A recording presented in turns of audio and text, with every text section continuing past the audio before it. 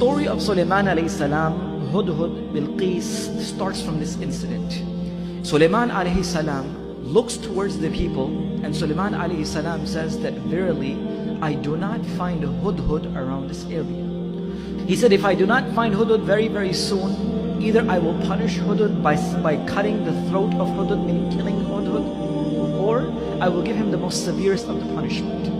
After a little while, Sulaiman alayhi salam, while looking amongst the many animals, the jinns and the humans which was beneath his kingdom, finally found Hudhud come. And he says, Hudhud, you will not be accepted amongst us until you give me a strong excuse. So at this point, Hudhud said that I will give you such a news that you have never heard of before. And the news which will amaze even you of what has happened to a certain group of people.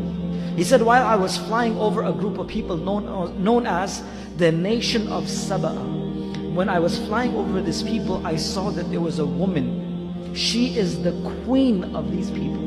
And she governs the entire town and tribe of Saba. And they have two things that they do. They worship the sun as their Lord, and she has the most beautiful throne that anyone can have. As soon as he heard this message, he said, indeed there is none worthy of worship but Allah.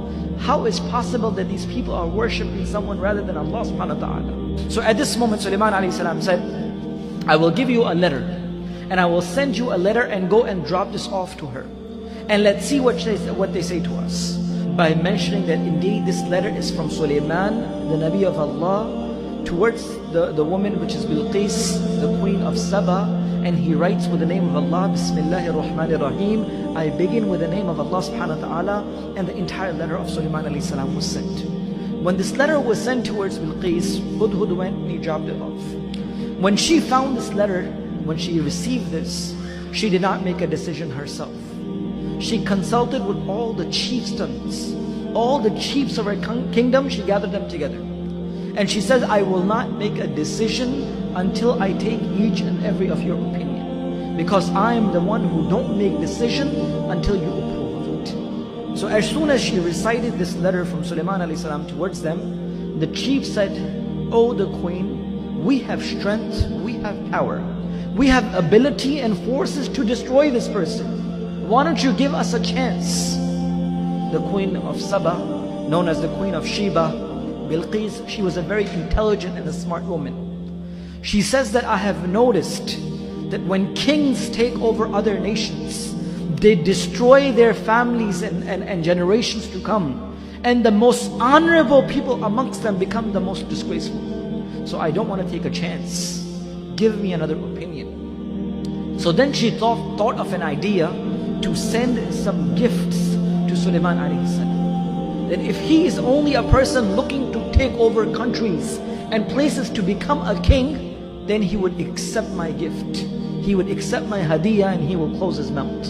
I can just bribe him off with the wealth and he will become quiet. The chieftains took these gifts and went to Sulaiman alayhi salam. As soon as these gifts were presented, Sulaiman alayhi salam looked at them and says, whatever you have brought to me, Allah has given me much more than this. You have not come to the right person. I am not a person who will get, just by bringing these gifts, I will not be bought by these gifts. Go back to them and verily tell your queen, if she does not accept our word, then we will come in such a force that nothing of the nation of Sheba will be left. As soon as the chieftains went back to Bilqis, the queen of Sheba, or the nation of Saba, when she realized that Sulaiman alayhi salam had not accepted these gifts, she realized that indeed he was not only a king. Because he is the Nabi, or he is a true person, that's why he has not accepted any of the monetary gifts. Sulaiman alayhi salam invited Bilqis to come and visit this kingdom and see what is going on with what Allah has given. So as soon as she decided to come towards Sulaiman alayhi salam, when they received the news of Bilqis coming towards Sulaiman alayhi salam, that Sulaiman alayhi salam was sitting within his companions, many jinns and many people and humans and birds and all different creations were sitting beneath the kingdom of Sulaiman alayhi salam. So Sulaiman alayhi salam asked, which amongst you is a person which can bring me the throne of Bilqis before she comes to me? One of the biggest of the jinns which were present in the gathering of Sulaiman alayhi salam got up and he says, indeed I will fulfill this task. And how fast can you bring it, Ifrit? He said, I will bring it before you get up from this gathering finishes. The throne of Bilqis will be in front of you. Sulaiman alayhi salam says, this is too long for me. And then he said, who else is present here? There was a person whom with Allah had given the ilm of kitab. A person on the other side who Allah had granted knowledge and ilm. He said, I will bring this before the closing and the opening of your eyes.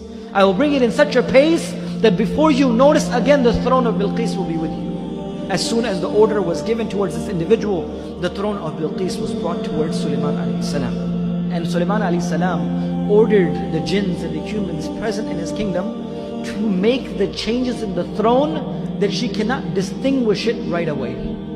So when she came within the kingdom of Sulaiman alayhi salam and she noticed the throne, and she knew that there was no throne like the throne of hers, she says, is this really mine? And how can it be? And it can travel before me, and such a big throne can come towards you. So at this moment she was amazed by this. But still, subhanAllah, Hidayat is in the hands of Allah subhanahu wa ta'ala. Hidayat and the truth still did not click in her mind. She did not still believe in Allah. She saw her own throne in front of her eyes, which came before she even came. But she still did not accept. Sulaiman alayhi salam says, indeed it is yours. And she was surprised and stunned by this action, and she knew that indeed this person had given much more than what we were expecting. The ayat of the Quran continues, in which Sulaiman alayhi salam invites her to come within the palace that Allah subhanahu wa ta'ala had given Sulaiman alayhi salam. When she entered inside the palace, there was a floor which was made with glass, and beneath the glass was water and fishes. So as soon as Bilqis was about to step upon this, she picked up her clothing so her clothing does not become wet when she puts her feet inside. When she places her feet on this floor, she realizes that this is not water, but indeed this is the glass. Her ankles showed because of her lifting her clothing not to become wet from the water. This is not water, but this is glass. And this is the kingdom and the power and the strength that Allah has granted this person that no one else has. And this was the time when the iman clicked inside her life. And this was the time when she realized and she visually seen, and she says, indeed that there is none worthy of worship but Allah. And I believe in Sulaiman to be the Prophet of Allah subhanahu wa ta'ala. And indeed we turn towards Allah subhanahu wa ta'ala, who is the creator and the one who made the humans and the jinns.